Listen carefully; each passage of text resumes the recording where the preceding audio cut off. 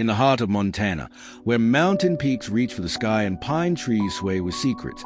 Love often blooms like a wildflower, slow, cautious, and hopeful.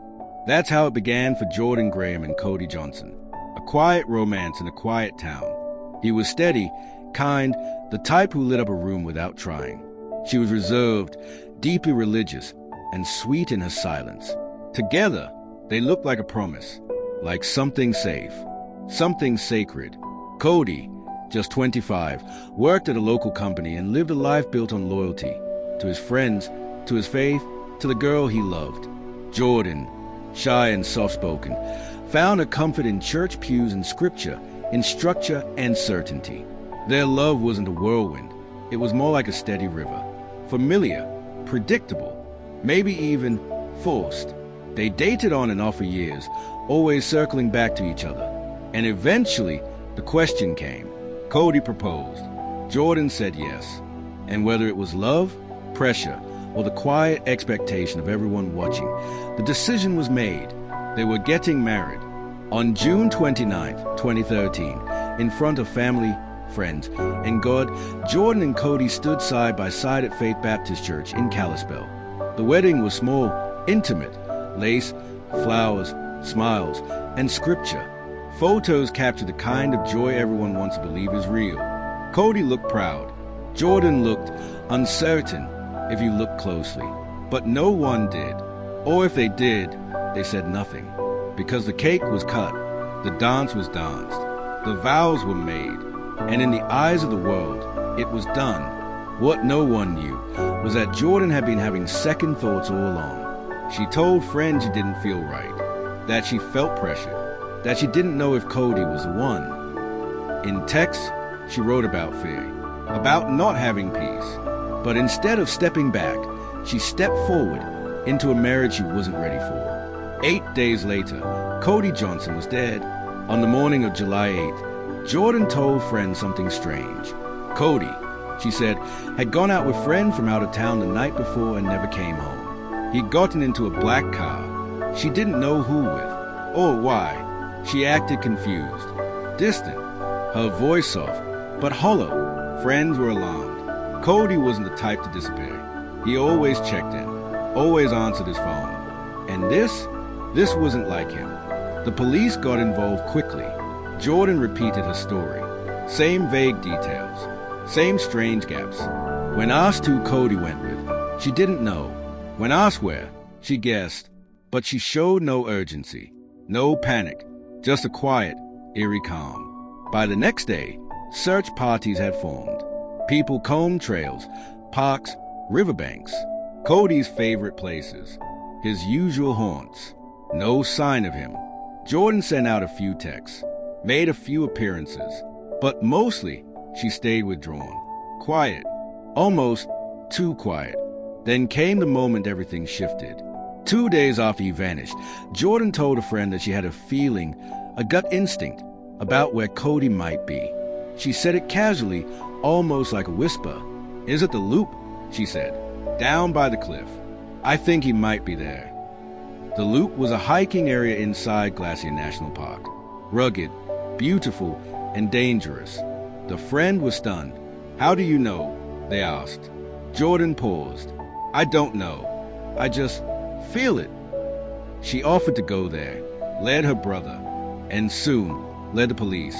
They arrived at the cliff, and there, 200 feet below, sprawled across jagged rocks, face down and lifeless, was Cody Johnson.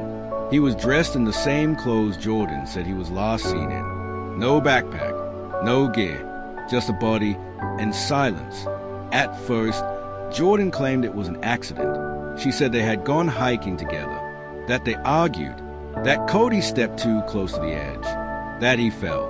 She didn't push him, she swore. She was scared, panicked, didn't know what to do, but the investigators didn't buy it. Cody's body showed no signs of bracing for a fall, no defensive wounds, no scrapes on his hands. He didn't try to catch himself. He didn't slip. He dropped like he was pushed, and that's when Jordan's story began to crack. She changed small details, then bigger ones, until finally she told the truth. They had gone hiking together. Tension hung heavy between them. The marriage wasn't what she'd hoped. She felt trapped, angry, afraid. They argued, standing on the edge of that cliff. Cody grabbed her arm, she said, and in that moment, overwhelmed, unsure, and desperate, she pushed him, not once, but with both hands. No scream, no warning, just the sound of feet shifting on gravel. And then, silence. He went over the edge. She watched him fall, and then she walked away. No call to 911, no confession, just a quiet ride home, a locked phone, a lie that grew with each passing hour. The community was stunned. People who had danced at their wedding were now mourning at his funeral. A honeymoon had become a homicide. Cody's family was shattered. They couldn't understand how someone who stood beside him at the altar, hands clasped, eyes wide with promise, could do something so final, so brutal, so cold. In December 2013, Jordan Graham went to trial. She walked into the courtroom looking small, pale, and reserved, just as she always had. But this time, the world was watching. The prosecution laid out a timeline that was hard to ignore. They pointed to the text messages, the fear, the doubts, the premeditation.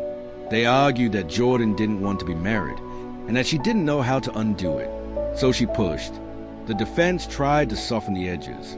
They said she was scared, that it wasn't planned, that it was a tragic accident in the heat of the moment, that she panicked. But the jury heard her own words, on tape, calm, detached, describing the push, describing how she turned and walked away. Before closing arguments, Jordan changed her plea. She pled guilty to second-degree murder. No trial, no further drama, just the quiet sound of truth finally landing. In March 2014, she was sentenced to 30 years in prison. No parole for at least 20. The judge didn't hold back. He called her actions cold and calculated. Her silence afterward, chilling. Jordan didn't cry, didn't speak. She didn't even look at Cody's family. They sat there anyway, holding his photo, a snapshot of a boy in love, on the happiest day of his life, a day that ended up being his last. Some stories end in heartbreak, some in tragedy, but this one ended in betrayal. One bride, one cliff, one final push. In the place where love was supposed to grow, something darker took root. And on a quiet Montana trail, where the trees hold secrets and the sky never tells, a man fell to his death, not by chance, but by choice. Love didn't fail them. Fear did.